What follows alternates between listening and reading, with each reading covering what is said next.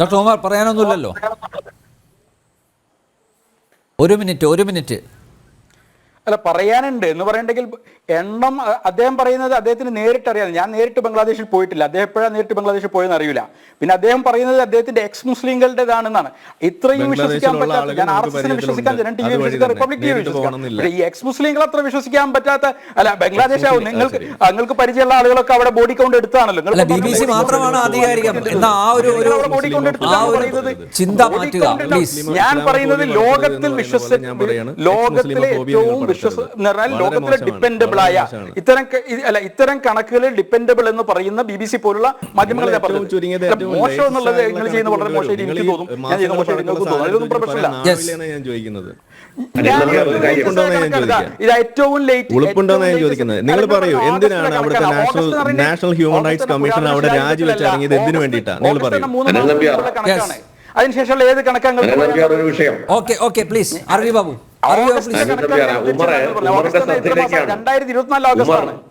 ഉമറിന്റെ ശ്രദ്ധയിലേക്ക് ഞാനൊരു വിഷയം പറയാം. ഈ കഴിഞ്ഞ ഉത്തർപ്രദേശിന്റെ ഉമർ പറയുകയുണ്ടായി, കേന്ദ്ര ക്യാബിനറ്റിൽ ഒരു മുസ്ലിം ഉണ്ടോ എന്നൊക്കെ ചോദിക്കുകയുണ്ടായി. അവിടെ ബംഗ്ലാദേശിൽ ഒരു മുസ്ലിം ഉണ്ട്, അല്ല ഹിന്ദു ഉണ്ട് മന്ത്രിസഭയിൽ. കേന്ദ്ര ക്യാബിനറ്റിൽ, ഇന്ത്യയുടെ കേന്ദ്ര ക്യാബിനറ്റിൽ ഒരു മുസ്ലിം ഉണ്ടോ എന്നൊക്കെ ചോദിക്കുകയുണ്ടായി.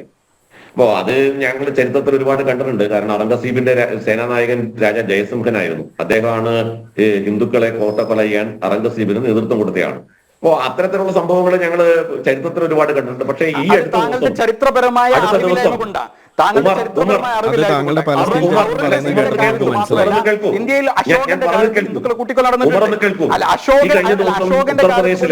ഉപതെരഞ്ഞെടുപ്പ് നടന്നു. ഉപതെരഞ്ഞെടുപ്പിൽ കുന്തർക്കി എന്ന് പറയുന്ന മണ്ഡലമുണ്ട്. 85% മുസ്ലിങ്ങളുടെ മണ്ഡലം.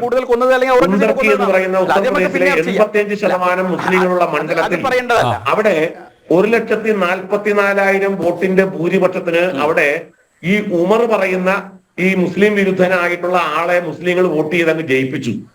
1,44,000 വോട്ടിന്റെ ഭൂരിപക്ഷത്തിന് 11 എതിരാളികൾ മുസ്ലിങ്ങളായിരുന്നു. അവിടുത്തെ മുസ്ലിങ്ങൾക്ക് അറിയാം ആരാണ് അവരുടെ ശത്രുക്കളെന്ന്.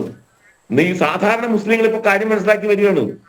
ഉത്തർപ്രദേശിലടക്കം സാധാരണ മുസ്ലിങ്ങൾ നിങ്ങളുടെ ഈ ഇരവാദം ഇനി ചെലവാകാൻ പോകുന്നില്ല. ഇരവാദം നിങ്ങൾക്ക്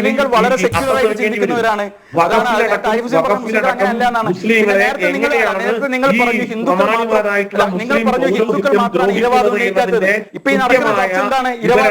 സാധാരണ